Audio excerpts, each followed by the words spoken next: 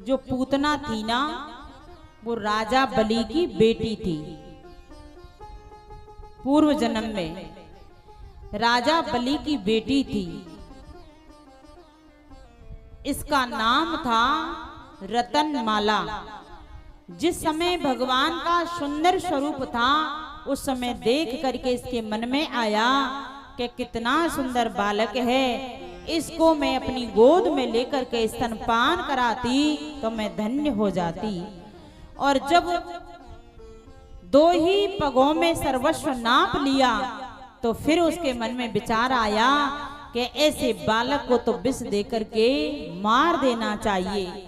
तो भगवान ने कहा, चिंता मत करो, तुम्हारी दोनों इच्छाएं पूर्ण होंगी, तुम्हारी दोनों इच्छाएं पूर्ण होंगी। इसीलिए वो पूतना भगवान को मारने के लिए अपने स्तनों पर कालकूट विष लगा करके आई थी। उसकी पूर्व जन्म की इच्छा थी।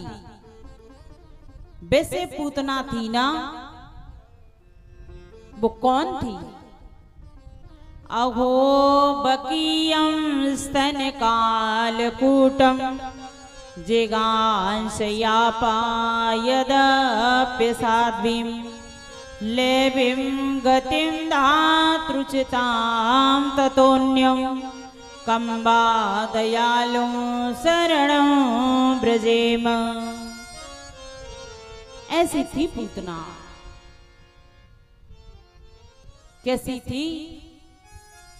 जो पूतना है ना, अहो बकीयम स्तनकाल कूटम, बकीय यानी बकासुर की भगिनी बकीय पूतना।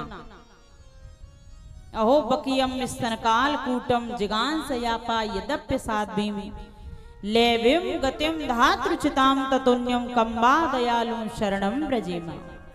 पूतना क्या काम करती थी कि पूतना लोकवालाग्नि राक्षसी रुधिराशनः। पूतना लोकवालाग्नि। पूतना क्या काम करती थी? क्या काम करती थी?